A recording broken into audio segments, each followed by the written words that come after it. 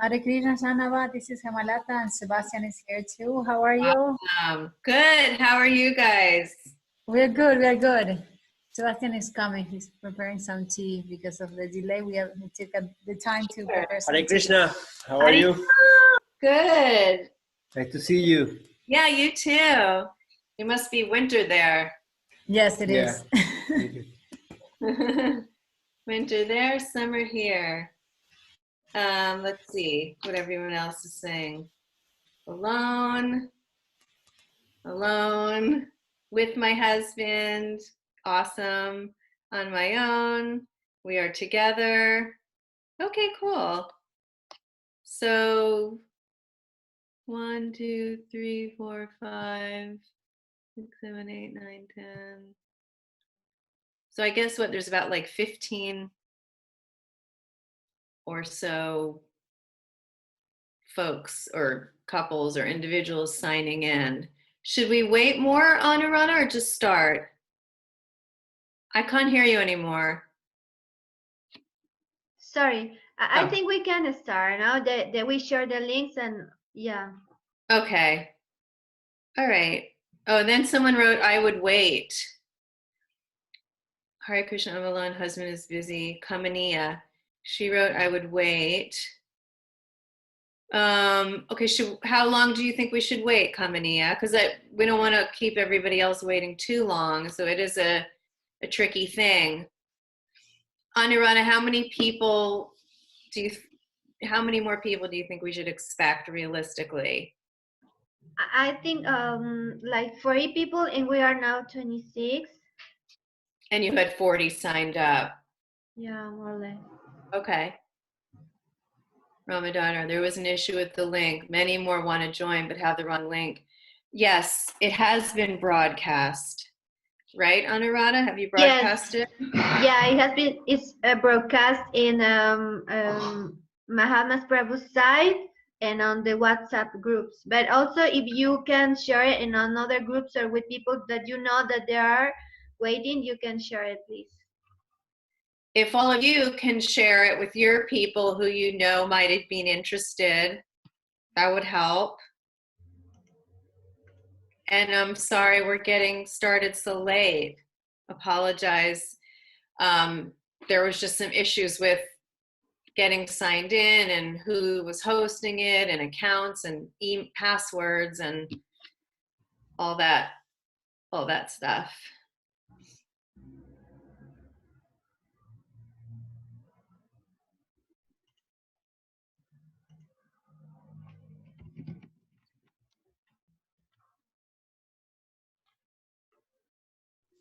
I had the last Hare Krishna, my obeisances. I had the wrong link also, and I was checking in the official page of Guru Maharaj, and I was trying, and because it says there the host will start the class, and it says your name, like His Grace is gonna start the meeting. So I was waiting, waiting for the meeting start, and yeah, so I took longer to figure out, and many people is the case. How did you figure it out? Thank you, Kamania. Go ahead. Sorry. I saw messages that Anuradha sent to a WhatsApp group. Okay, awesome. So you were on the last one we did. Okay. It's the same topic, you know. I need to hear it one and again and again and again. I get it. So the Facebook invite title is updated, then people will get a notification. So Kamini is writing, if the Facebook invite title is updated, then people will get a notification. No problem, Mataji, it's worth the wait. Okay, so can someone update it? Yeah, I can go. You did? Okay. Yeah. All right. It's worth the wait. Marriage is not so easy. I like that. Cute. All right, we'll wait till 10:30. How about that? And yeah, it's 10 minutes, right? Yeah. Well, it's 6 minutes according to my Okay. computer and my phone. Okay, so what's her name's having a hard time getting on. Can you send the link? I mean, I already sent it to her, but I'll send it again. To Krishna Karshini. Oh, yes. Does she have the link? She checked she's in the WhatsApp group. She might maybe see Okay. it, but I can send it to her. I just sent it. It's okay. Oh, okay, okay.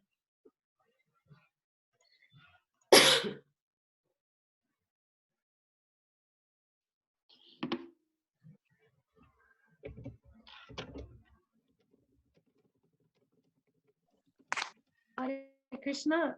Just regarding my suggestion to update the Facebook event title, it should just be at the beginning of the title, because otherwise people on smartphones won't see. Right. Did you get that, Anuradha? Yes, Good. I sent a message to Radha Priya. She's doing it now. Thank you, Kamanija. Perfect. Thank you so much, Jahnava Prabhu. It's so worth the wait. What's that? It's very much worth the wait. We're very grateful to you. Aw, thanks. I'm grateful that you're here. Oh, of course. Oh my gosh, I've been waiting eagerly since your husband first mentioned this in class. Wow. It was good. Okay, I'm going to get back on my phone to let people know. Go for it. Thank you. See you soon. Yeah, it looks like more people are coming now. Yeah, 33. Okay, good. Almost so. All right, we'll wait 4 more minutes. Okay. I had posted this in the Sadhvi Sangha group also. I don't know if you know that group. So I'm just letting people know there, and hopefully they'll see that. Thank you. Please do this again. I will, for sure.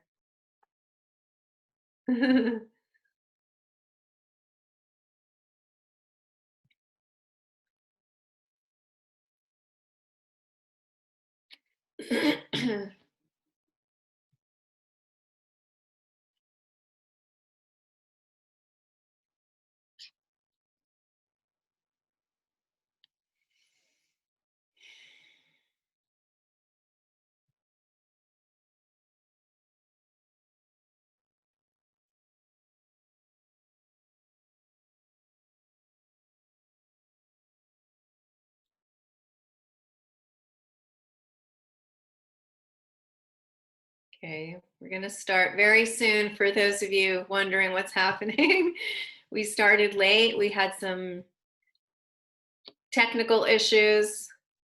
We had to, as you know, create a new link. So we're just running a little behind. And we're really, really sorry about that.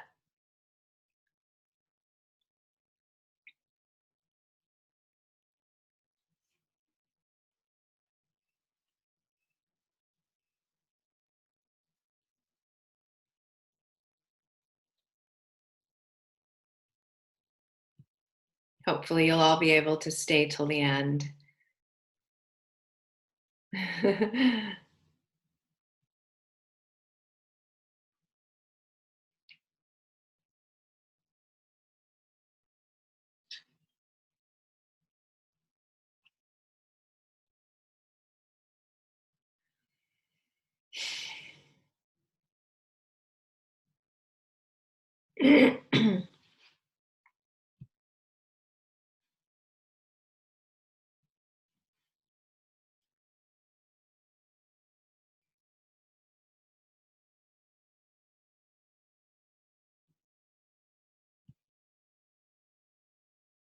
Okay, we're going to start any minute now.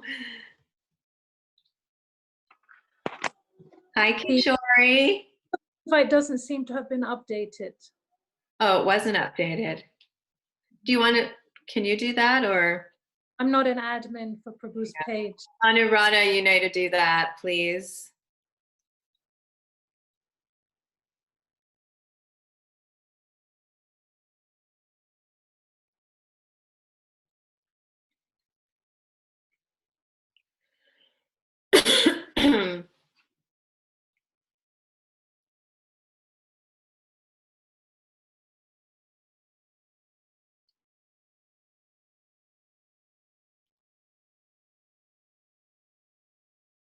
So it's 9:30 more or less. Does everyone think we should start? I don't want to keep everybody waiting much longer. I know, Kamania, you want to wait, right? Let's take a vote. Who I'm said? just seeing on the Sadvi Sangha page more people were asking what's happening, and I'm just posting as I see it. Okay. Yes, take a vote. Don't. Yeah, well, I just don't want to be disrespectful to the people already sitting here waiting. You could just put in the chat if you're okay waiting a little longer or you'd like to get started. We could just do one round together while we're waiting. We could. That's 41. I would like to get started. Don't mind waiting. Start, please. Yeah, I think we're going to start for most people to benefit. We could start. Let's start. Okay, we're going to start. Even though, you know, people have more time than usual still, they do have a life. So I think we'll get started. All right. So Hare Krishna, everybody. Welcome.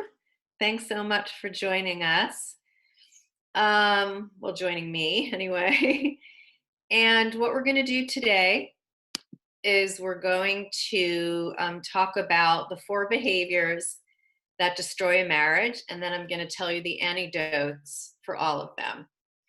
And this is really for anybody, from a person who's not married yet to a newlywed to somebody who has been married for a long time, and every type of scenario in between, because we can always improve our relationships.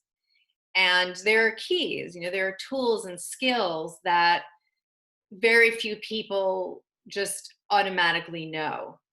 So unless generally we're taught these skills, even though many of them are common sense, but unless we're taught them and unless we practice them, we don't generally know them. And the thing is, even though they're common sense and practical and hopefully simple, when we can add them and apply them to our relationships, the relationship gets so much better and we avoid so many potential problems. So it's the kind of thing that it's worth investing in. Relationships are worth investing in. And I'm just going to get started. So many little things to say, but it's all promotional material. I'm not going to say it. I'm just going to say that I'm a trained and certified life coach and marriage counselor. And I trained with the Gottman Institute, which is a very renowned institute. Dr. John Gottman and Dr. Julie Gottman are renowned therapists.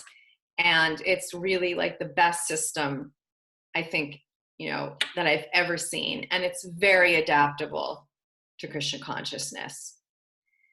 So I'm just going to get right into it. Okay, so there's 4 behaviors. Now, Prabhupada says lots of things about a Krishna conscious marriage, and we're going to just focus on a couple of things which are inspiring and supportive of the ashram. And I think what he really wanted his devotees to be is happy in their marriage. So I'm going to just mention a couple of quotes. So here's one, which is a Chanakya shloka. So it's not from Prabhupada, but he quotes it. So he says, "It is said that if a husband and wife are always satisfied with one another, then the goddess of fortune automatically comes. In other words, where there is no disagreement between husband and wife, all material opulence is present and good children are born." Then I have one more, and this is directly from Prabhupada, and this is in the 3rd canto of the Srimad Bhagavatam. It's part of a purport. "Reciprocation of service and love between husband and wife is the ideal of a householder's life." So that is what Prabhupada established. That's what he expected and what he wanted, was that husband and wife could be like a team and work together to serve Krishna and serve each other in the process. So the difference between a good marriage and a bad marriage is that good marriages are based between emotionally intelligent people. They have what we call an emotionally intelligent marriage. So there's a few things that make an emotionally intelligent marriage. One is that they keep negative thoughts and feelings about each other from overwhelming the positive ones. So they focus on the positive. They'll always be negative because we're all flawed individuals. And when we live with someone, we tend to see the faults, but they don't focus on the faults. They focus on the positive ones. Also, intelligent marriages, the couples are supportive and helpful. They go out of their way to be supportive and helpful, not the opposite. They don't act out of motives to be, mean, or they're not acting out of resentment, or they're just trying to get back at one another in spite or things like that. They're operating from a higher frequency. Also, they create a climate of respect and understanding. So respect is everything. It's got to start. That's the foundation, respect and understanding. If that is there, then everything works well. And finally, they think of we and not me. So Dr. John Gottman, who, as I mentioned, is the founder of the Gottman Institute, and he's the author of over 100 books. He started something called the Love Lab in the 1960s. So he's a contemporary of Srila Prabhupada's disciples. And he was a kind of a genius in math. Actually, he started out as a mathematician. He didn't have anything to do with psychology or marriage or anything like that.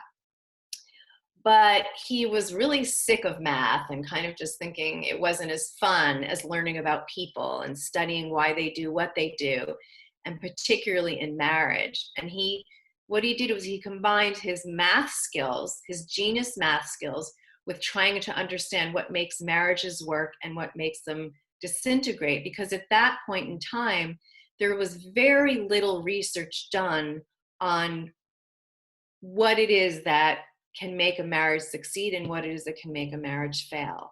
So he got all these different degrees in psychology and all the background that you would need to learn about relationships. And then he set up what he called the Love Lab. And he had couples come in, over 3,000 couples, and he had them come in. They spent a weekend there. And he made it like an apartment. He made it really comfortable and cozy. And there was a beautiful bay window that overlooked a beautiful river with boats going by. And they brought all their stuff from home, their games, their newspapers, their food, their knitting, or whatever they do. And he just wanted them to hang out.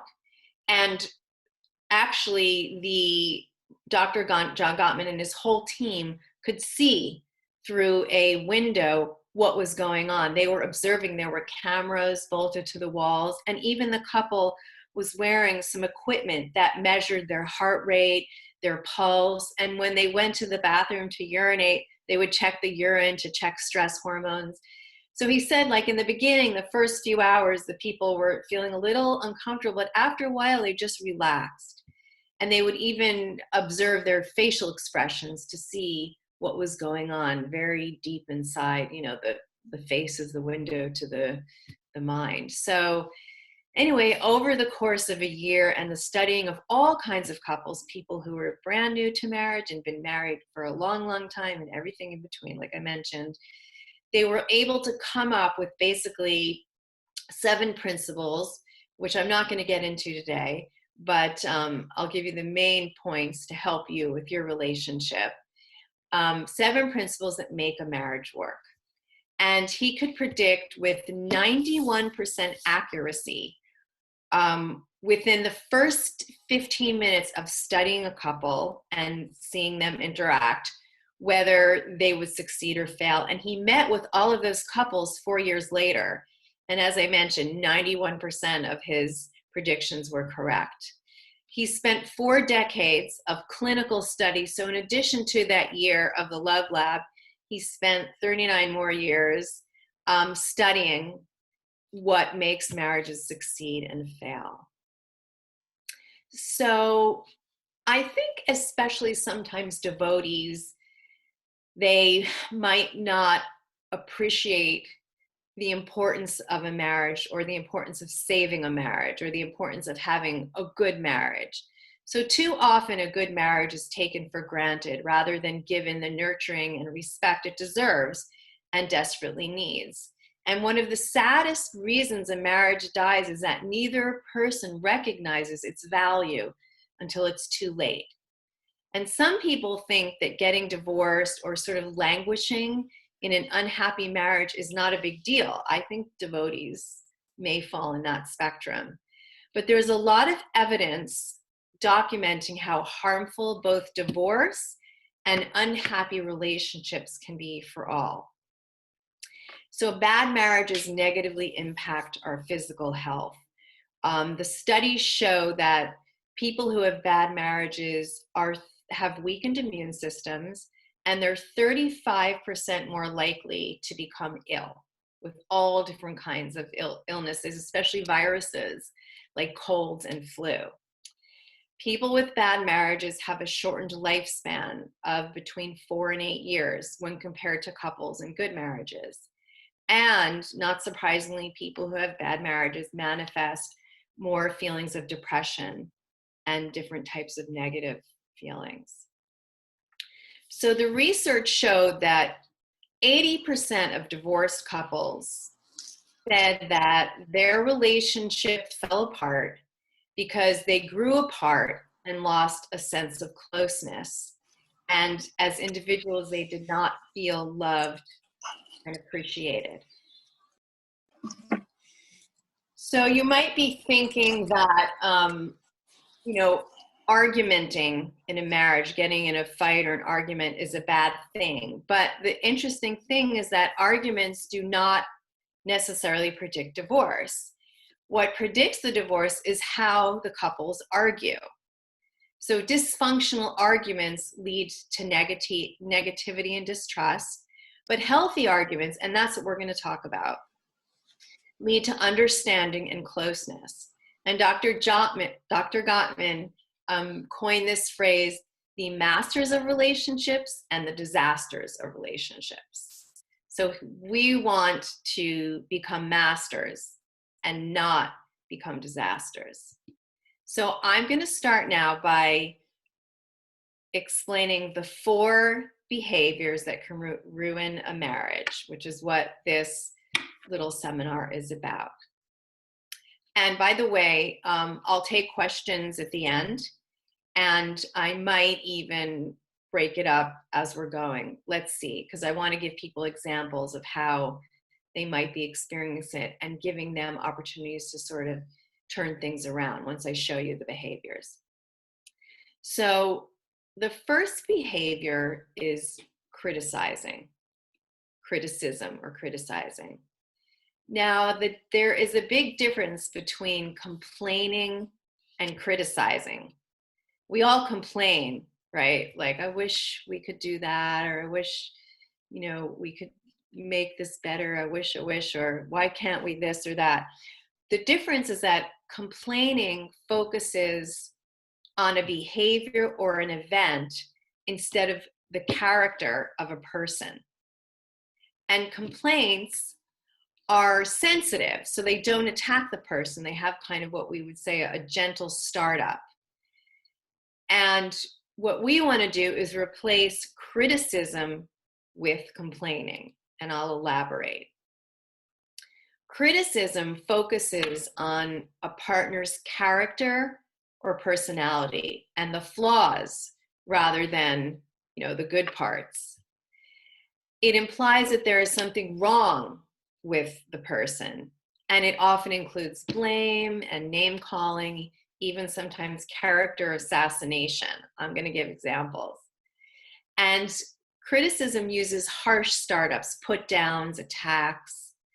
Common forms of criticism are you always, you never. They're very big black and white blanket statements. And you'll always turn a complaint into a criticism by ending with something like, what's wrong with you? So I'm going to give you a couple of examples of criticism. So these are just some random examples I came up with. They're not particularly profound or anything, but they're just kind of based on real average life. So here's a criticism. So this is a wife talking to her husband. It's another Saturday morning, and once again, I am picking up after you during my free time. We're having guests tonight, and I can't even get you to help me. I'm so sick of you being lazy. Okay, that would be a criticism, right? That's not very nice to say. Here's another one. So this is, let's say, so a wife is at home. Let's say she's the homemaker, and then the husband has been out at work all day.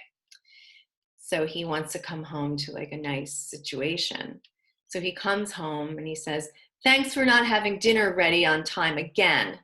I work hard all day for us, and this is what I come home to." So I'll give you one more. So this is, let's say, a couple are at home, and the guy's like, he never puts the dishes away. So the wife says, "You never wash your cup and put it away, and I always have to do it. I'm so sick of it. You're just so inconsiderate." Okay, so those are my examples. So here I'm going to give you the antidotes to criticism, and then I'll show how you could turn those verbal criticisms into something much better. So 96% of the time, how a conversation goes in the first 3 minutes predicts how it will end. So if it starts harshly, it is pretty much doomed to fail, pretty much, unless you have enlightened people who know these systems, who know how to turn around, which is what my husband and I are doing all the time.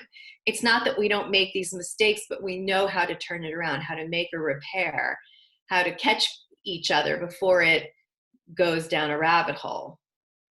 So that's the idea, is like, if you start out criticizing your partner, they're just going to get back at you in another way, which is the next behavior. And then it's just going to escalate into this terrible conversation when all you really wanted to do was get a need met. So we say for every complaint is a longing. And when somebody can tune into that complaint, for every criticism, there is a longing. And when you can tune into what that criticism is and turn it into a complaint, you can get the longing met. It's a recipe for something to actually change and get better. So the way we turn a criticism into an anecdote is something we call a gentle startup.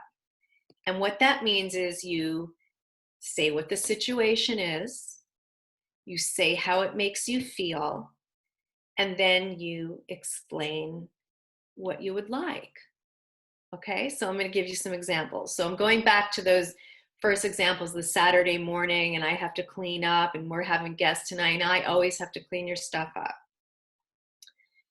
So here was the criticism. It's another Saturday morning, and once again, I am picking up after you during my free time. We are having a program tonight, and the house needs to be cleaned. So this is the way it could be done.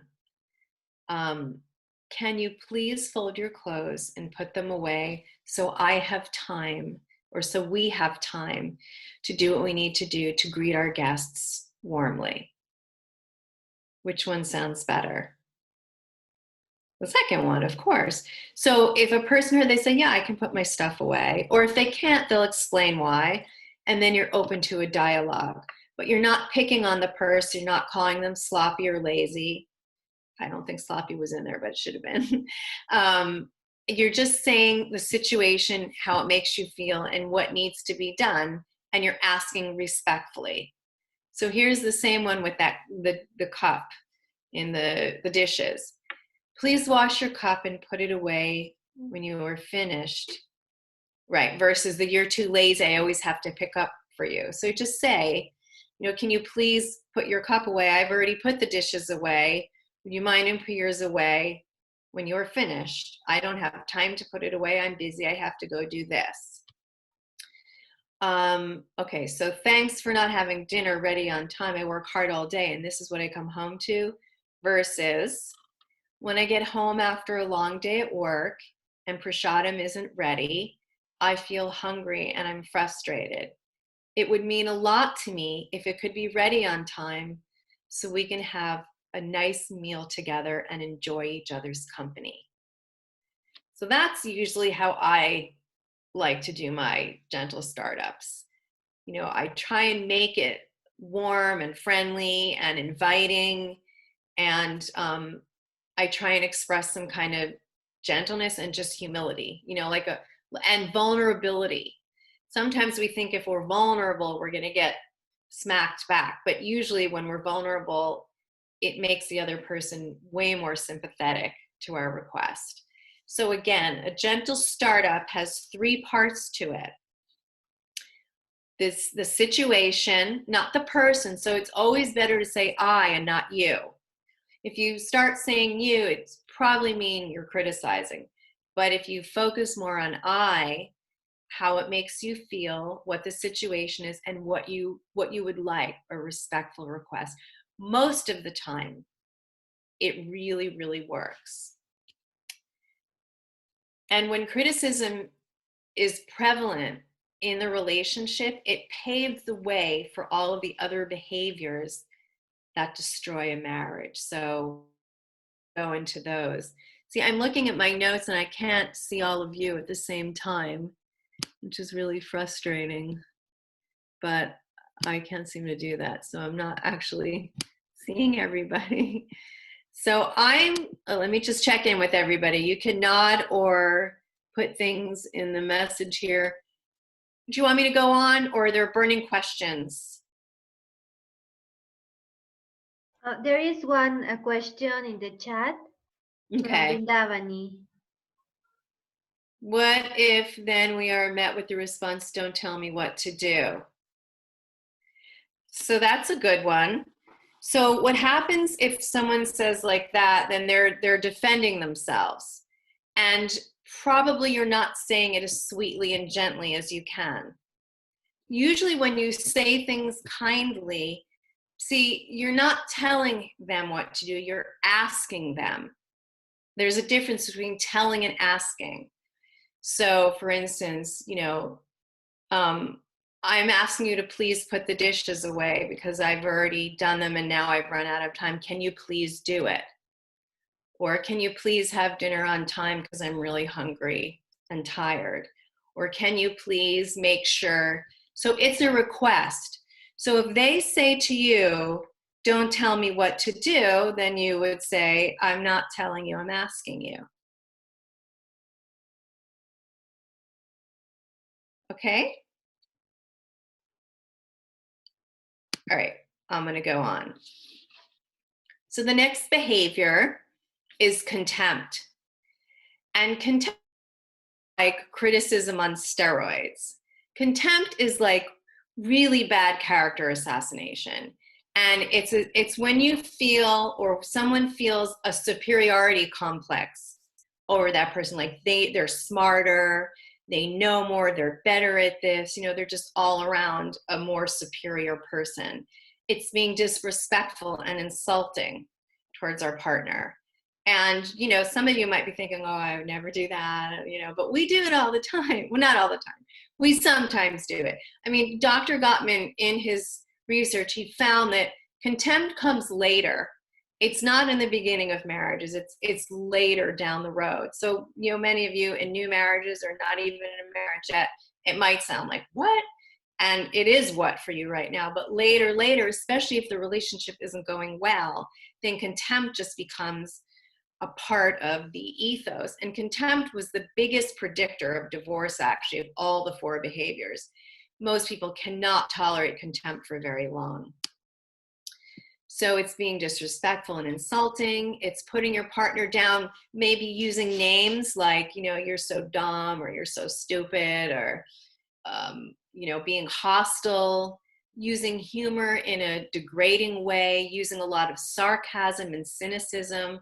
Sometimes Contempt means you roll your eyes, or you mock them in some way, like, no, no, no, no, no. You know, they say something and then you imitate them in a rude way. And usually contempt is fueled by long simmering negative thoughts about your partner, hence why it comes later in the marriage.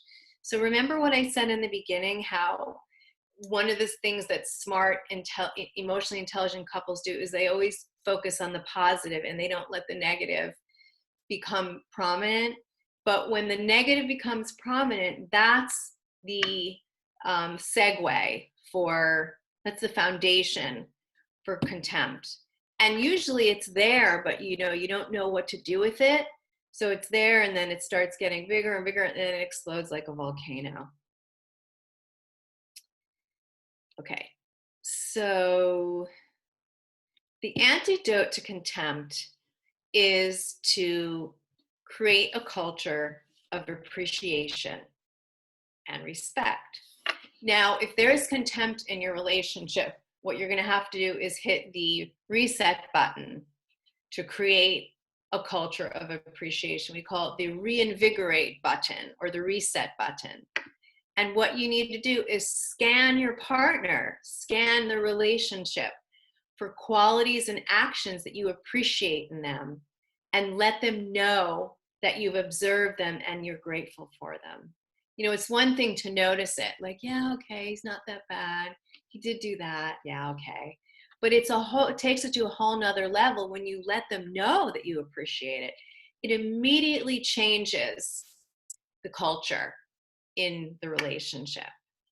And also maintaining a sense of respect towards your partner, and to have that fundamental belief that your spouse is worthy of respect and honor. So setting that button, reinvigorate, reset button, creating a culture of appreciation and letting them know what you appreciate, verbally express it. Okay, so there's no burning questions. I'm going to go on. What if then we are met with the response? Okay, yeah. Okay, so I think I'll go on. So just to say that this is like a brief introduction to, good relationships. I work with clients on a steady basis, and I work with them in detail with this and with many, many other aspects of the 7 principles of making a marriage work. So this is just like an hors d'oeuvre. So if you're interested in doing premarital counseling or marital counseling, I can give you the full course meal. It can make it very appetizing and delicious, and you can learn a lot. And you can contact me privately. I work with I work with all devotees, not lots of devotees. I have a few non-devotee clients, but most of mine are devotees. And I'll work with you. I do like sliding scale fees, so I'm very, very accommodating. And I just love, love, love helping devotees have really beautiful marriages. So I just wanted to put that in there because I was supposed to say it in the beginning and I didn't. Okay. So the third behavior is defensiveness. And defensiveness is an attempt to protect oneself, to defend one's innocence, and to ward off a perceived attack. And like Vrindavani said in the comments, she said, well, what if someone says, don't tell me what to do? That would be a perfectly normal response to somebody who is criticizing you, right? So when we criticize, when we have a need or a longing, but it comes couched in the form of a criticism, don't expect them to respond by saying, oh yeah, okay, sure, I'll do that. No, you can expect, don't tell me what to do, or worse, because it's a natural human response to defend when you feel that you're being attacked. My husband and I have been working on this a lot because, like I said, we know all these skills. So I can stop myself most of the time, and he can stop himself, or we can stop each other and then like laugh about it. And if I do say something in a critical way, I catch myself and I say, excuse me, I would like to rewind that. I would like to just, inhale all of those words I said, and can you give me another chance to say that in another way? And that's always something that we can do, is make an early attempt to repair what we've just done. So if you find yourself, the criticism just comes right out and you realize, oh, then just say, excuse me, I apologize for that. Can you give me another chance to reword that? So defensiveness really does come from when one feels they're being attacked. And then what they do is they attack, don't tell me what to do. And then that person will also feel attacked. So then they might say, I'm not telling you what to do. And then they, yes, you are. And then you get into this big fight, and it had nothing to do with the original topic that you actually had brought up, or they had brought up, right?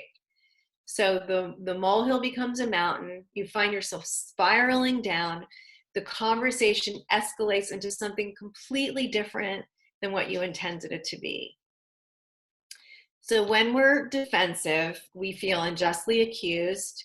We make excuses and play innocent victim so that our partner will back off. So even if we get accused of something we've done, right? Even if the attacking, you could say, is justified, but because the way we are wired as humans, we don't like that. We can't receive that. So we just defend and make excuses, and then flip it back on the other person. So defensiveness, like I've been saying, it escalates the conflict. And it is almost never successful, because our excuses tell our partner that we don't take their concerns seriously, and that we won't take responsibility for our mistakes. Okay, let me see. Sorry, what was the second one? Okay, well, I'm going to review it. The second one, what? The second is, we're on that. Oh, you mean the second what? So, Bhakti Awa. Anyway, we'll go back to that. I'm going to review everything. Mataji, Yeah. the second, so the first was a criticism. The second was contempt. Yes, that's correct. And then the third is defensiveness. Yes, correct. And we're on that right now. We're talking about defensiveness right now. Thank you. Okay. Okay, so go back to my notes. Yeah. Okay, so I'm going to give you some examples of defensiveness. Stop picking on me. Nothing I do is good enough for you. You do it too. Stop blaming me for not doing it. You could have done it. I don't do that. It's not my fault. I'm sure a few of those must ring a bell. And I will say, we don't just do this with our spouses. We do this with our children, and we do it with our parents too. You know, we do it in the workplace too. So these skills are really useful for all relationships, but especially they tend to erode a marriage. So the antidote for defensiveness is to take responsibility. So, for example, you're right, I forgot to do it. I'm sorry. I'll do it now. Or what would you like me to do now? You know, you're right, I'm sorry, I forgot. What would you like me to do? So never try to defend yourself unless you're absolutely innocent or there was a misunderstanding about what you were supposed to do. But even then, you can do it nicely. Now, you might be thinking, well, you know, what if I get blamed for something I didn't do? How can I take responsibility for that? So the idea is then take responsibility for whatever it is that you were responsible for. Maybe you did do part of it, but you didn't do the other part. So say, you're right, I didn't do that, and I'm sorry. You don't have to take full responsibility if you are innocent for part of it, but at least be responsible for the part that you played. And generally there is always a part, or we wouldn't be criticized to begin with. Okay, so behavior 4. So this is called stonewalling. And it kind of is what it sounds like if you picture a wall made out of stone between you and somebody else. You just can't get through. So basically what happens is when a conversation is going on and there's criticism and there's defensiveness and things are escalating, somebody, it's usually one person, they get what we call escalated or flooded. And flooded is when they cannot physiologically handle their partner's negativity anymore. Actually, a lot of times both people get flooded at the same time, and that's when things really go ballistic. But like the pulse quickens, the heart rate quickens, the body secretes adrenaline, and the blood pressure increases, and you just can't think clearly anymore. And when that happens, you shut down, and that's called stonewalling. So there's flooding, and flooding is the precursor to stonewalling. And when stonewalling occurs, basically the person, although they're physically present, they've emotionally checked out. They've withdrawn and they shut down, and they've basically created a wall. And sometimes you can tell when someone is stonewalling by the fact that they're not looking at you anymore. They're looking down at the floor. They're looking away at a wall. They're looking out the window, but they're not looking at you. Sometimes it's so bad they actually turn their back, or their back is turned. You're talking to them and they don't turn towards you. It means they can't handle this conversation. They're not capable of responding. So what we recommend when that happens, when somebody feels flooding happening, or somebody knows, you're stonewalling me, the antidote is called to take a break. You basically literally take a break. You stop the discussion, and you do something totally different that calms you and distracts you from this intense conversation.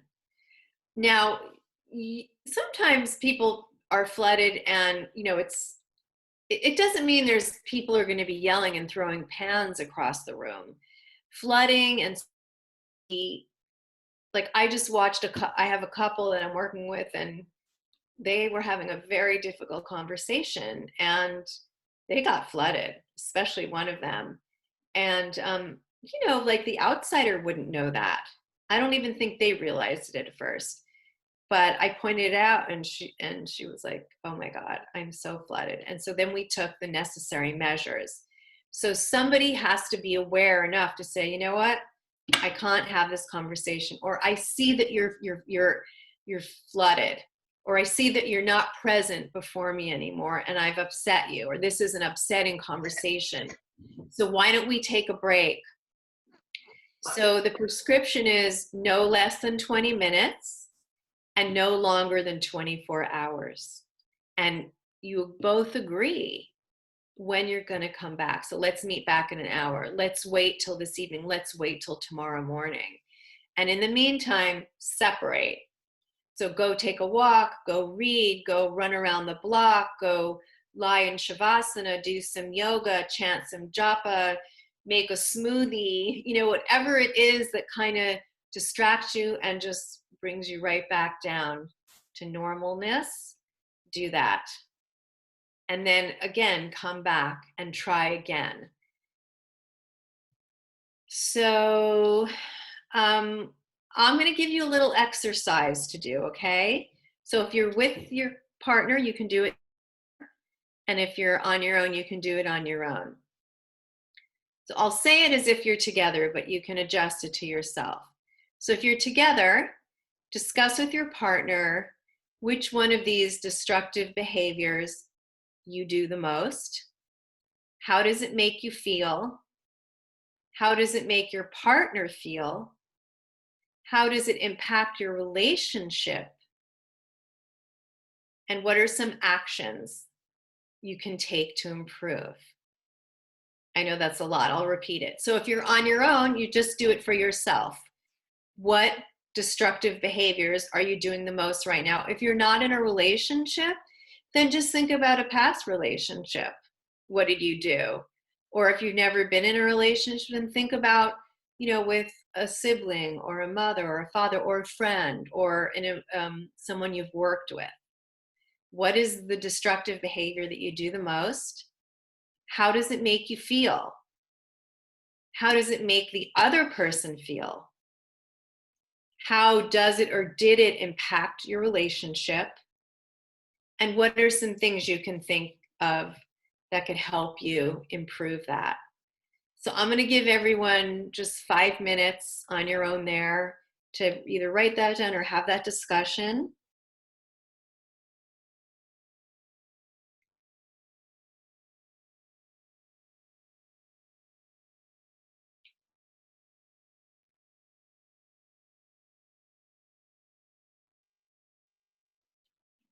Thanks for writing that in there, Anuradha.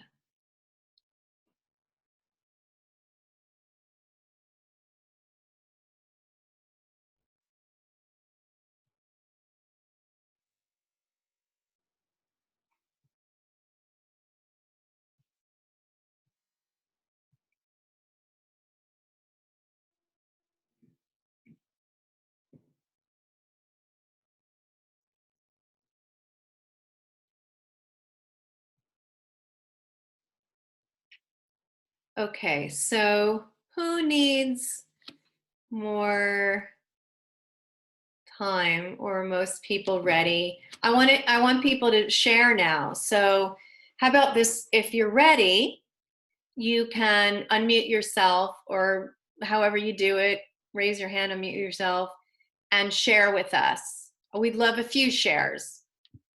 So does anybody want to share?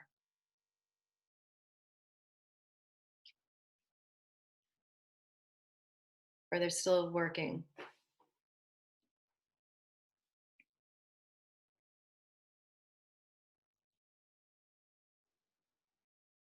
Should I call on somebody? I can start, Mataji, I don't mind. Okay, awesome. Tell us. Okay, so for me, I'm at a stage where I'm stonewalling, and thank you for the term. It's the first time I hear it. And I'm just like completely shut down because it's the only way I know how to protect myself. To, not look at this shouting person, to look away, to walk away, to, to shut down. Because if I connect to that energy, to his Maya, let's say, shouting, I will feel like responding. So for me, stonewalling is what I am practicing now, to just completely shut down and not connect to that energy in order to not respond, because the response becomes explosive. Yeah, sure. Sure. So, and we have a 2-year-old that is, if I respond and we start arguing, the child is looking, and she's turning 3, and I'm starting to see how that is affecting her, because when she's playing around, she's screaming and shouting at her dolls. And I've said to my partner many times that we should avoid this, you should avoid it. But he doesn't seem to understand the impact of his negative energy. So that's I have also a question, and so, in the defensiveness of things. So I think what we're going to do is save your question for the end, because I want to give a few other people the chance and then see how they would, turn it around. But your situation is a little extreme, so you may not have that solution right now. But I take your question later. And I Okay. thank you very much for sharing that. Really Okay. appreciate it. Thank you. Thank you. Anyone else? Yes, Dr. Vijay Lakshmi. Hare Krishna Mataji, nice Hare to Krishna. see you. Yeah. Yeah, I have some home help, and because of my age and my comorbidity, I tend to get tired trying to explain the same instructions over and over again, and I have this OCD problem. So when they don't do the job properly, not every day, but despite telling them, despite training them, they don't do it. Then some days when you're very tired, I tend to criticize, and I think I did hurt her feelings, and I was also miserable. She was also miserable, and but I think because she needs the job and I need her, we're just tolerating each other. But she does love me because she knows I'm very kind, and I do help her. And many a time I have thought that I should be more patient and understanding, and to know and realize where they come from. They don't come from a background where they are trained to think this way. They are just trained to do something as per their understanding. And so that's Okay. the behavior I have to adopt.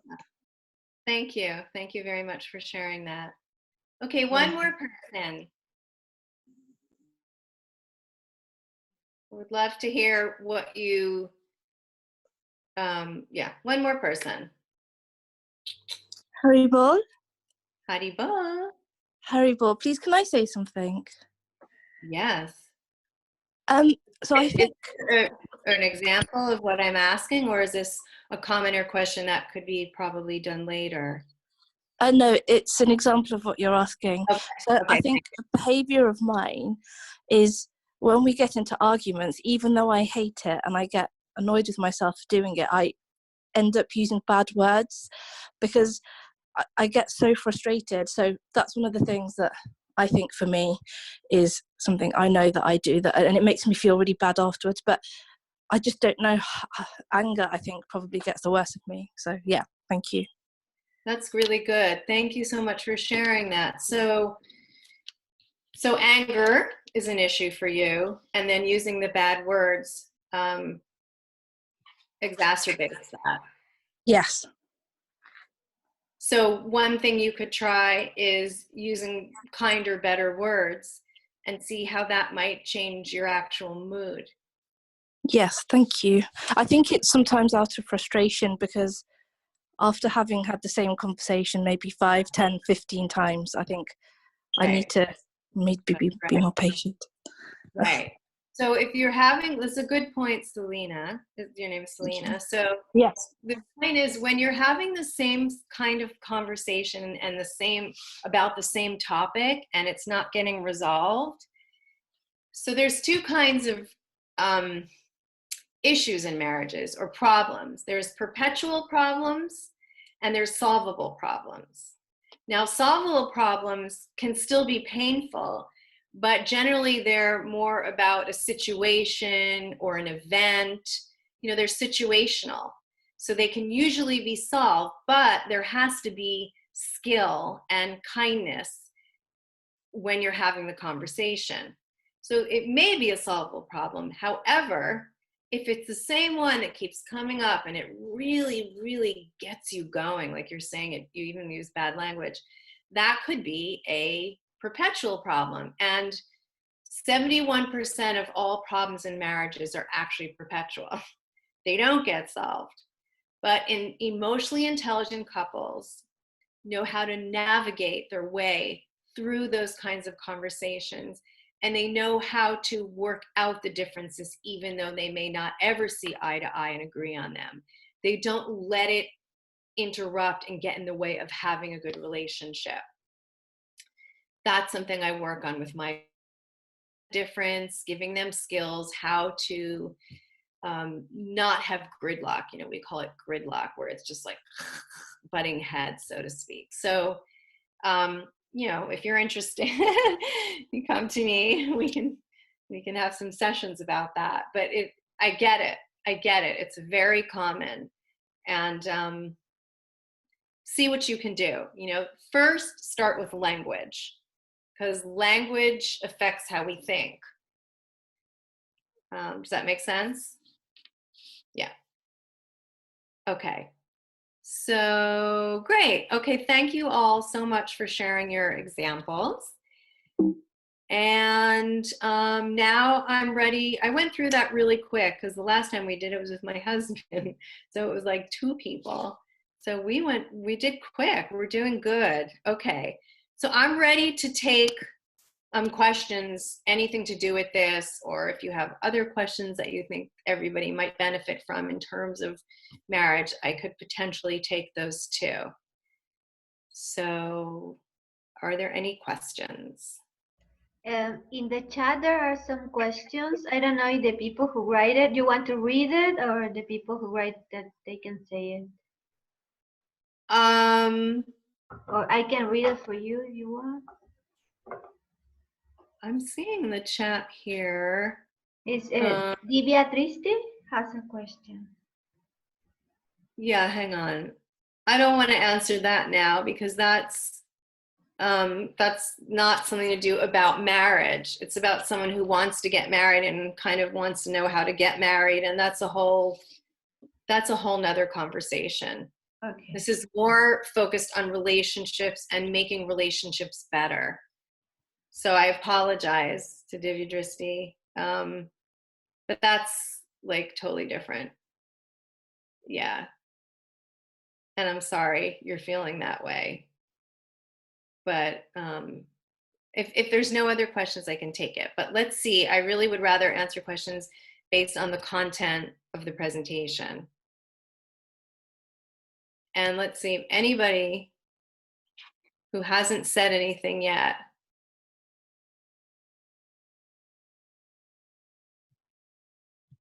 There is one question from Gabriela Delgado at the end of the chat. Okay, let me see that one.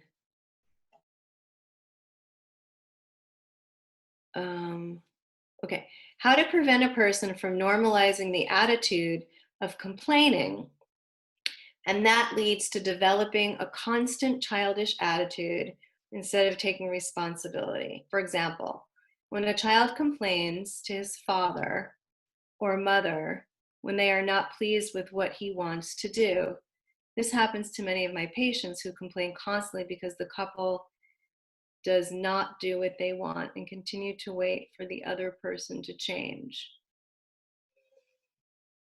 How to prevent a person from normalizing the attitude of complaining that leads to developing constant childish attitude. Okay, so you're saying that the person complains to you and you feel like it's a childish attitude and they've normalized it.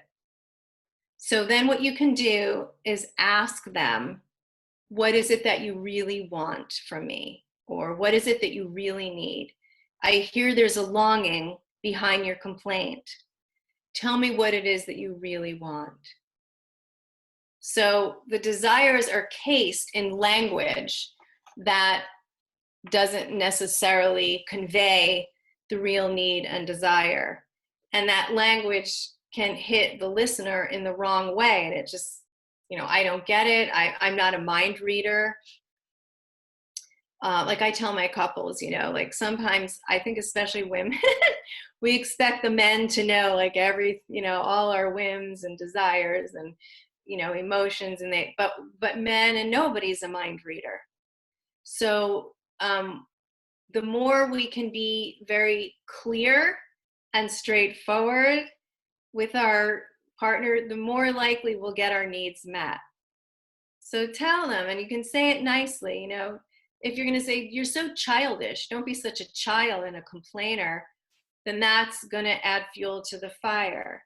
But if you say, I really want to help you, I really want to make you happy, I really want to make your need met. Tell me, what is it that you really want? So sometimes we have to, I don't know if everybody knows who Sherlock Holmes is, but he was like a TV guy, like a detective. I think like the best famous TV. It was even before my time, but I always grew up hearing Sherlock Holmes, Sherlock Holmes. So I think he was a TV series detective. And I think he was super good and super famous. And there was no mystery that he could not solve. So sometimes we have to be like detectives with our partners and get a little more information, look for more clues and find out more. If we think what they want is just what they say, and especially if it comes out negatively, it's not. Like even anger, like this other lady was saying, I think her name was Bhakti was saying that, anger is just an expression of some other emotion that we're holding down. Fear or anxiety or hurtness or so many things. It's a secondary emotion, anger. It's not primary. So we have to find out what it is. But the hard part about being Sherlock Holmes is we have to do it in a way that doesn't anger or alienate or make the situation worse. We have to do it with a lot of calmness and patience and kindness. So that would be my answer. Okay, here's another one. Here's lots. Okay. Okay, I'm not going to take all of them, but the ones that I think have the most substance or can address many points at one time. Does Varna play a role in difficult marriages? Someone may be one Varna and the other is a different Varna, so they think, talk, feel differently. How do we balance this? That is a good question, and it's very true that a passionate Vaishya or a less educated Sudra is going to be speaking way different than like a mode of goodness Brahmin. Or passionate Kshatriya, I should say. Kshatriyas are really the passionate ones. But so it does play a role. But the interesting thing about relationships is that, or about marriages, I should say, is that when couples take the time to really know each other, to find out more about that person and why they do the things they do, like what makes you tick, like why do you have an obsession with that, or why are you afraid of that? These are what we call having open-ended questions. So like, tell me more about that. Tell me the story behind that. What makes that so important to you? What's behind that? Does that come from your childhood? So you're finding out what we call enduring vulnerabilities. Another way to say enduring vulnerability is a flaw, right? So someone may have this really annoying aspect to their personality, but it comes from somewhere. There's a meaning behind it. There's a story behind it. And when you take the time to hold space for that person to be able to share with you the pain behind that, or the triumph behind that, or why it is, you begin to see that flaw or that situation in a very different way. And they feel that you've understood them to such a degree that they don't even have to do it as much as they did it before. So when there's this kind of situation where you feel like, well, our natures are different, you can overcome all that if you put the time and energy into learning about the other person and taking time to let them know you care, and holding space to listen to the pain or to the reason. Like, it doesn't have to be a painful reason. It could just be like someone's, their background was from a really messy background, right? Like there was chaos in their home, and It just wasn't clean and neat and organized. So for them, neatness and organization, having dinner at the same time every day and making sure the children are bathed at every time and getting up at the same time and all that is really important to them. It's become a value. It's become a principle to live by because they didn't have it. So it makes them feel organized and neat and clean, and it makes them feel whole and complete. Whereas maybe somebody who came from a background where their mother just like put sheets on all the sofas and put plastic on the floor, and they, as soon as they sat down, they're, don't sit there, I haven't puffed the pillow yet, or don't go. For them, that's the least thing they want. When they come home, they just want to relax and let their stuff go on the floor. And so maybe for you, it's like, why do you do that? But when you find out that, you know, they had like trauma as a child because it was too much. So for them, they're an adult now. This is their home, their oasis. But they will clean up, you know, let them have that 30 minutes when they first come home to just let it all hang out and put their feet up. Or another example could be someone who comes from a really nice background, and so they want their home now as an adult and their relationship with their partner to emulate that because it was so valuable to them, so meaningful. They have such warm and fuzzy feelings around that, you know. So when you find out the background behind the stories of why people do what they do, say what they say, think what they think, and you're there for them, and not only do you listen, but you let them know you understand. Like, you could say things like, well, that makes sense to me. Well, I can understand why you would feel that way because A, B, C, and D. Or, yeah, you know, I understand that. I get that. Yeah, I totally get that. Now I understand why you are that way, and I'm okay. I respect that, or whatever. The whole dynamic of what you're talking about with, you know, the way you relate to each other, think, feel, and talk and act are different because they're always going to be different. I mean, in Kali Yuga, how many people or how many perfect Brahmin couples are there, or Sudra couples, or Vaishya couples, or this or that? It's very rare. And even if they are so-called perfect, they still come from different backgrounds. They still come from different worldviews. So there's always going to be tension. So yes, to a certain degree, that will be there. But A, you can overcome it, and B, you can tolerate it more. You can tolerate it more when you understand the story behind it. Okay? So how should we deal with someone who often has a victim mentality? For instance, they're always saying Enam. What does Enam mean? Farnia. Okay, I'll come back to that. Sometimes during disagreements with my husband, I can get quite emotional due to being oversensitive, which leads to my husband feeling guilty, although that's not my intention. How could I navigate my part in disagreements without getting too emotional? Okay, great question. So one part to that is to make sure that you have the conversation when you're not in an emotional state. So, you know, pick a time where things are relaxed and calm. You're not going to get a phone call. The children aren't going to walk in. You know, you have your greatest chance of staying calm.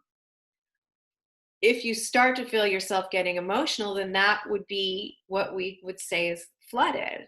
So then you can say to your husband, I'm feeling really flooded right now. Can I have a timeout?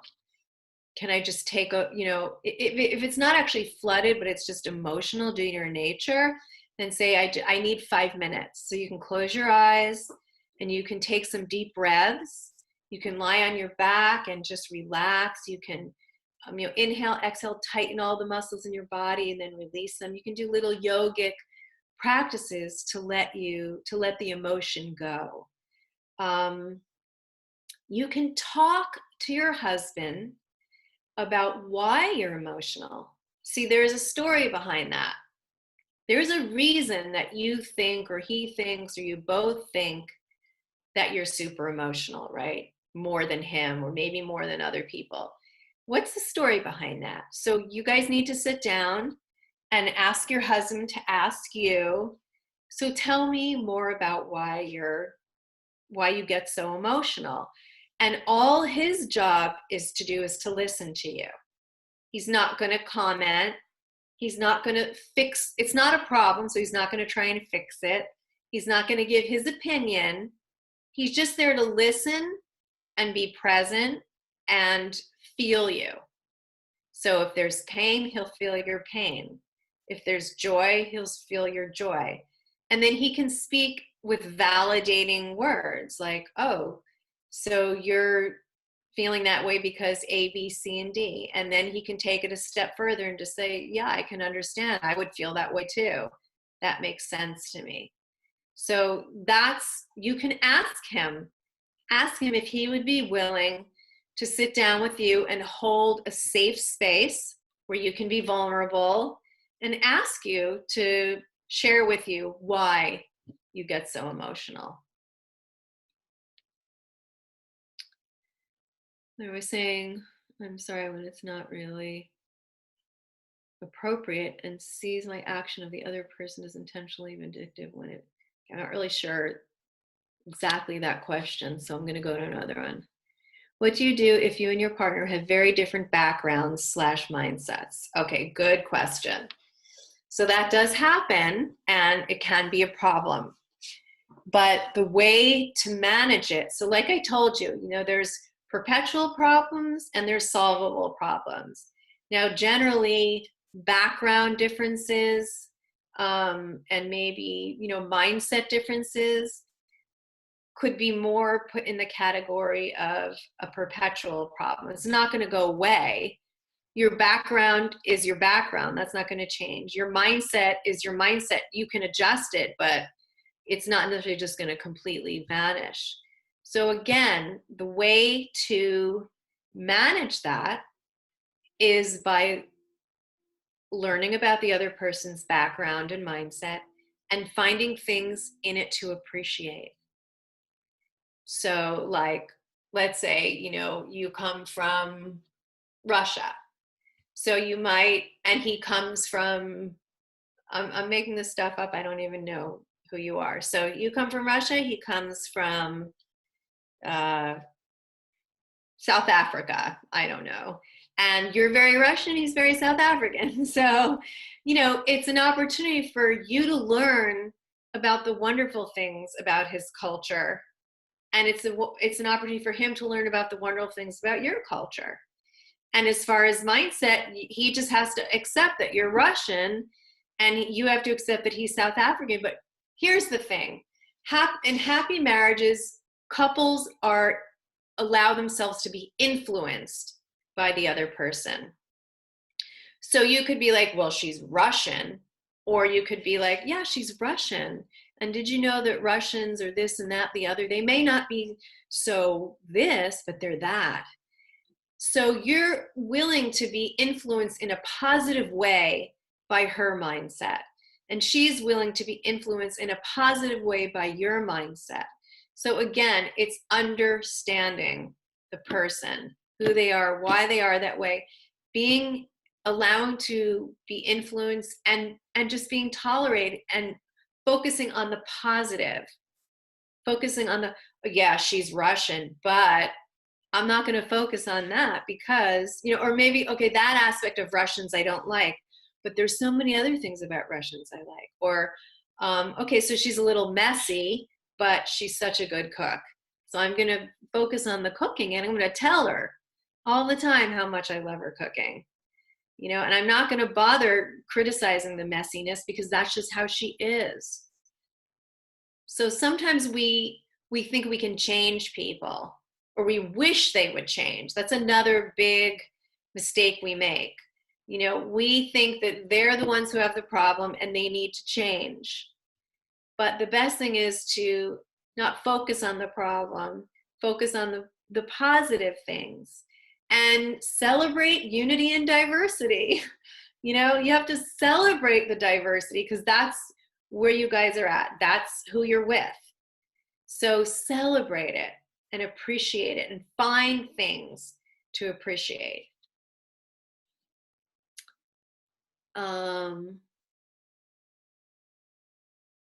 What do you do when you try to explain your feelings about things, but your spouse labels whatever you're trying to express as just excuses?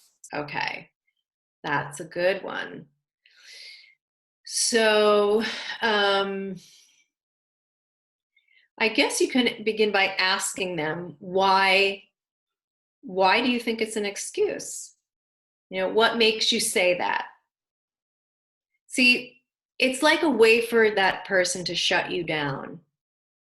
And they obviously don't want to have a deeper conversation about it. But the only way to really sort of go deeper and peel off these layers of bad patterns of behavior and language is by going deeper. But it's not working the way it's working. So you got to try something different. So, you know, instead of denying, no, it's not an excuse, just ask him why, what makes you think that's an excuse? And then try and have a genuine dialogue about it. Now, some people deal with, there's something called meta emotions. And meta emotions means how we feel about our emotions, and particularly about negative emotions. So some people have the mindset in the world that, you know, when I'm having a bad feeling, when I feel bad about something, the way to deal with it is by processing it. I talk about it with somebody else and I work through it. Some people feel like the way I deal with negative emotions in my life is I hold it in, but I work through it on my own. You know, I don't go outside with it. I stay inside with it, but I do the work. And then other people deal with their negative emotions by, we could say, you know, slipping it under the rug or hiding it, holding it in, but not dealing with it, or letting it out, but in a very volatile way. And every human being has a different meta emotions style. But just because someone has a style, particularly this style where they don't like to process it, whether it's external or internally, it doesn't mean they can't do it, but they need somebody to support them and help them through it. So to that person, your job is to help that person, help them figure out why, or, you know, don't say, I need to help you figure out why you have this problem. I'm not saying he has that problem, but I would just start with a basic question to open up the space for deeper dialogue on why he likes to think that you have that excuse, and take it from there. I hope that was helpful. My partner doesn't care about my feelings. He always wants me to listen about his problems or his interests. I am not interested in listening about these things now, as he never asks anything about me. If I tell him my issues with him, he simply says, I cannot do anything. This is the way I am. All right, good. So there's two questions here as far as I can tell. So I'm going to address them individually. So the first question is how to get somebody who always talks about themselves and their problems and their interests to be more attentive and in tune to your interests and, to your your feelings and problems. So this would be where a gentle startup would be really handy. So let's say the person's going on, or they finished, or you're expecting them to start talking about themselves. So this would be a good time for you to say something like, I was thinking that tonight I could spend a little time talking about myself, as I have some things I'd really like to share. And I feel like, I just need to get these things off my chest. Or something happened and I really need somebody to listen to me. Or we've heard a lot about your day, but I'd really like a chance or a turn to talk about how my day went. You know, this happens sometimes in relationships where one of the people, it's usually the wife, stays home all day and she's just at home alone or with the children. And then the husband's been out in the workplace having meetings and exchanges and working with different people and having lots of conversations all day long. And then he comes home. And so the wife, she just wants to talk because she hasn't been able to talk to anybody all day or only children. She just wants to go, blah, blah, blah, blah, you know, my day. Blah, blah. And he's like so done with talking, right? He just wants to sit and read or watch YouTube or whatever. I don't know. So this could turn into a really big scene if you think about it. Like he comes home and whatever, maybe right when he walks in the door, they have dinner and then and he's like, I don't want to talk, you know, leave me alone. Or he locks the door and he just wants to read. And then she's like, let me in. What's wrong with you? Why don't you want to talk to me? And then she feels emotionally isolated, that he's not interested. And he's just like, oh my God, why won't she get off my back? I don't want to listen to her. I had a long day. So that's when really good communication and this idea of respect and being influenced comes in. So let's say that scenario comes in, and so she wants to talk and he doesn't want to. So she could say in a gentle startup way, I know you've had a really long day and you're probably really sick of talking to people. I was wondering, after dinner and after you've had a little shower and read or finished your rounds, would it be okay if we talked a little bit? Because I just feel like I need to just talk to an adult for a little while. So if she said it like that, I mean, who would be like, no? Chances are he'd be like, sure. And then they'll set the time. Okay, so what, like 8 o'clock? Or in an hour from now? And he'll be like, yeah.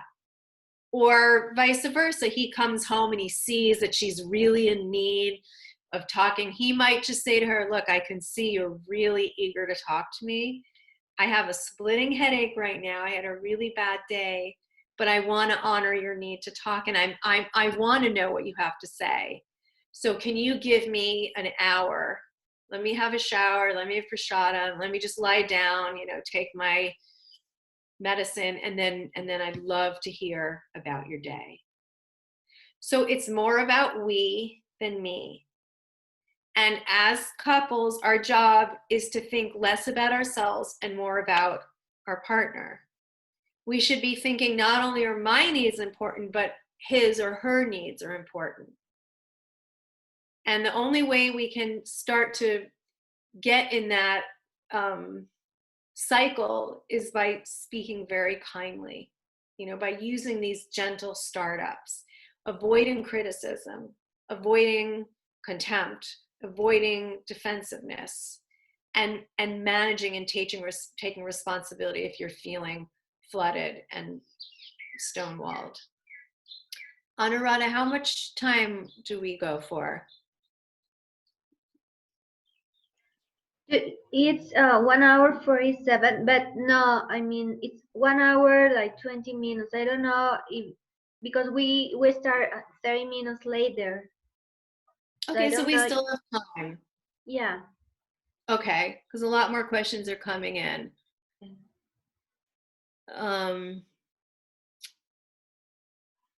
My husband says that he keeps playing games or watching TV so that he does not have to talk to me. I'm not sure what to do. Sometimes I feel lonely. Thank you. Okay, so this would be another opportunity for you to approach your husband and say to him, you know, I know that you like to watch TV and play games, and I understand that, but I'm feeling really neglected and it's making me feel lonely, and I would really like to spend some quality time together. Now, the thing is, when you're together, what is the time like? Is it enjoyable? Is it uplifting? Is it inspiring? Or is it negative? Are you having little spats and fights? Because if it is, then yeah, he's going to want to do that. But if he knows that it's going to be something that you both enjoy, or something that you're going to have good conversation, or, you know, you watch a good TV show together, hopefully Krishna conscious, then he might be more likely to be willing to, you know, do less of that, and let him know, you know, I'm lonely. I'm feeling lonely. That is a red flag, because that's how it all begins. You know, that the demise of a relationship starts when somebody's feeling emotionally isolated and lonely. So you need to tell your husband. Now, if that doesn't work, then you need to get counseling. You know, I recommend counseling. I heartily recommend counseling, because I feel like so many of people's problems are actually smaller than they think, but they just don't know how to have good communication with each other, meaningful communication. They don't know how to practice it. And when I teach them the skills, everything turns around quickly.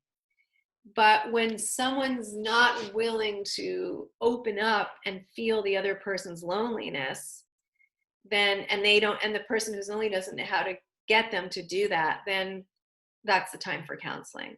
But try first by being vulnerable and expressing your wishes and your needs in a respectful way.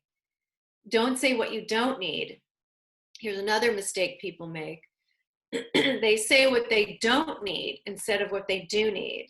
So you might say, you know, I'm lonely and I want to spend more time with you. Or you might say, let's see, I'm lonely, I want to be together, and I don't want you to do that, and I don't want you to do that, and I don't want you to do that. So that's a lot of negative energy.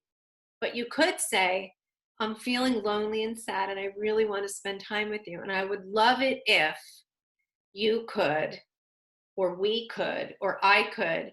So you say the positive, not the negative. And if it doesn't work, then get counseling. If I'm still no longer trying the silent treatment, maybe some cold-hearted. Stonewalling is justified because it's the person's way of saying they can't deal with this. It's not pleasant, you're right. And it feels cold-hearted and it feels mean, and it is. But it's their way of saying, I just can't deal with this conversation. I can't deal with how you're talking to me. I can't deal with it. So the way to avoid the stonewalling is by starting the conversation off better to begin with. Like I mentioned earlier, Dr. Gottman could predict within the first 3 minutes of a conversation how the rest of the conversation would go and what the result would be. So if you're starting out criticizing or getting defensive or being flooded, then stonewalling will follow. But if you can start out with a gentle, soft startup, then it's likely it won't. Now, you know, if there are couples here that have been married for a long time and they're having a lot of difficulties, you can try these things and they'll work to some degree, but they may not resolve all your problems. And that's where I would recommend marriage counseling. Okay.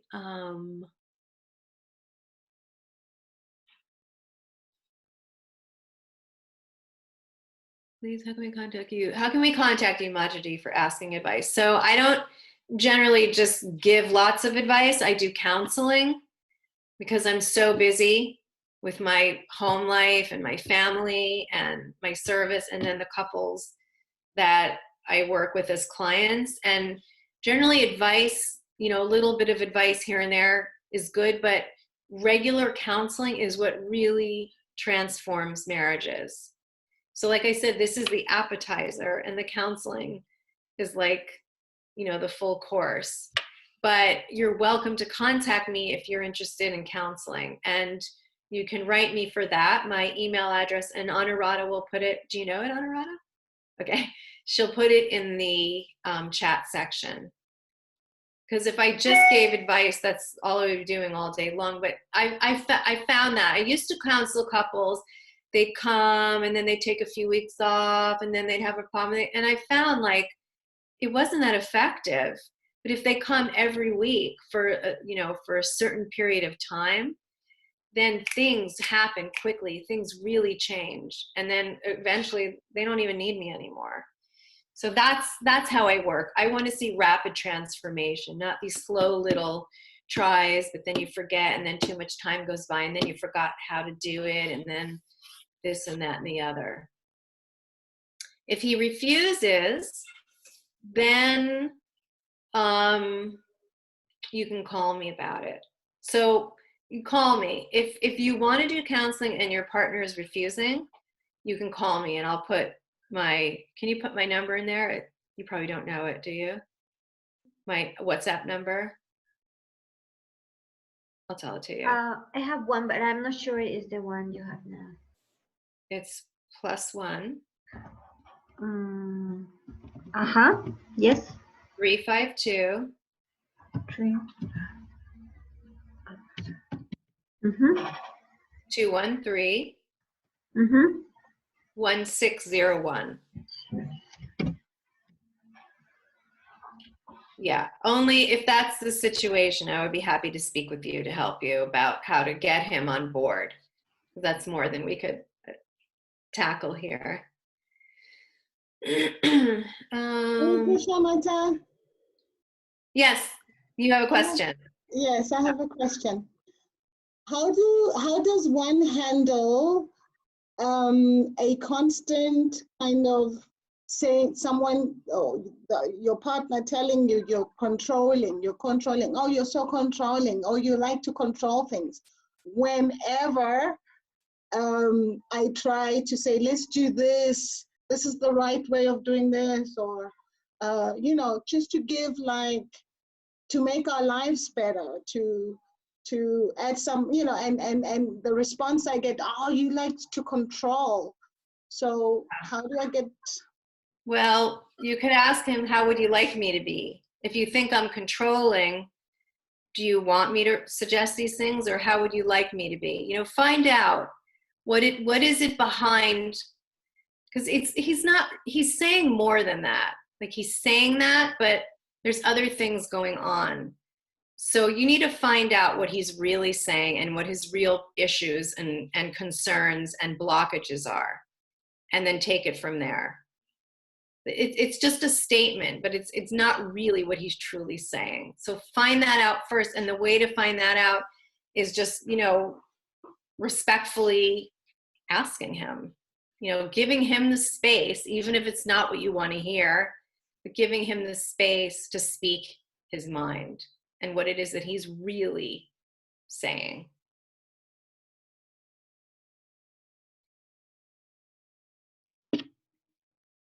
Okay.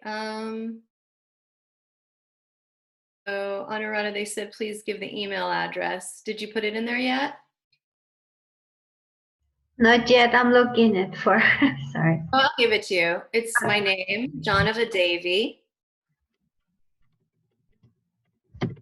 Just make sure you spell Jahnava right. Yes. 108 @gmail.com.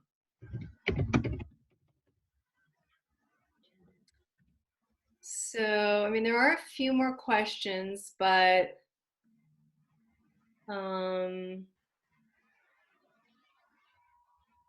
could go on, or we could end here. I'm not sure which to do.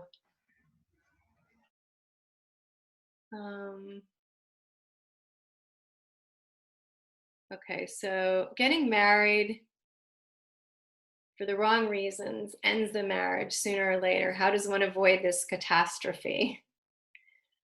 Well, I don't know that necessarily the wrong reasons to get married. They may not be the best reasons. They may not be the perfect reasons. There may be less than perfect circumstances why people get married.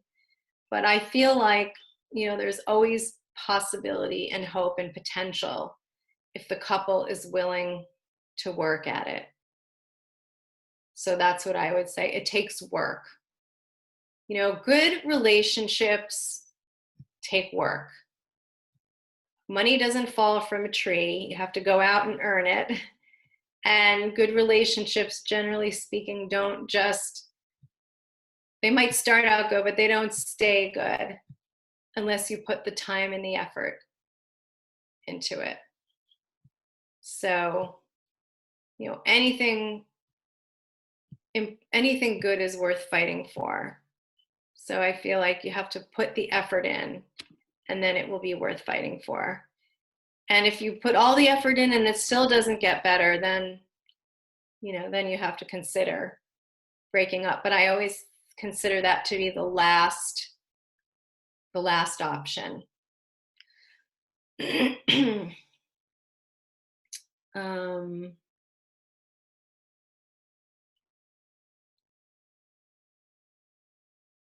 Yeah, I was sorry, Dia, you asked a couple of questions, but I just, are you still there? Could you speak live?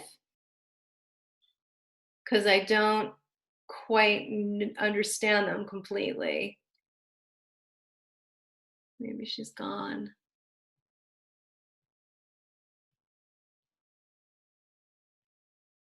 I guess she's gone. She asked 2 questions, but can't quite get them. So, all right.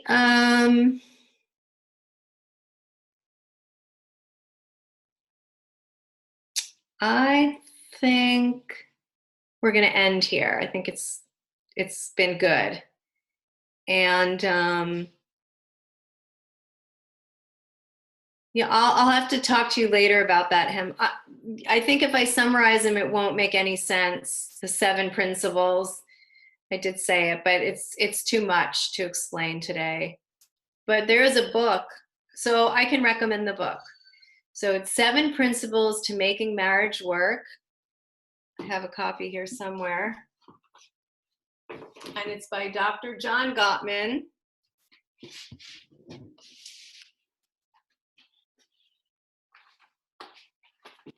And, you know, you'll have to Krishnaize a little bit. There are things that may not be totally, can you see it in the, I'm not saying everything in it you should practice as a devotee, but a lot of it, you know, the principles are going to get you where you would like to go in having a much deeper, loving, caring, close, intimate connection with your partner, and not feeling all those other feelings that many of you feel, which is why you're here today, perhaps. Or if you're not, to avoid that from happening when you finally do get into your relationship. All right, so thank you all so much. It was really great being with you, and thanks. I hope you enjoyed this. And I'm going to do more classes, but like if anybody here is interested in counseling, please contact me. I have a lot of knowledge and skills and tips coming in dislipic succession from the Gottman Institute, plus all my years in Krishna consciousness, and you know, and all my own mistakes that I've made that I would love to be of service to you and help you. So yeah. So thank you all very, very much. We'll let you know when I do the next one. And thanks for tolerating the late start and the changing of the link and all that stuff. Thank you so much. You're welcome. That was one super wonderful class. Thank you. Aww. Thank you, Mataji. Hi, Paul. Thank you. Thank you very much, Mataji. You're welcome. Thank you. Thank you, Hare Krishna. Oh, thank you. Hare Krishna. Thank you, Prabhu, for your very generous.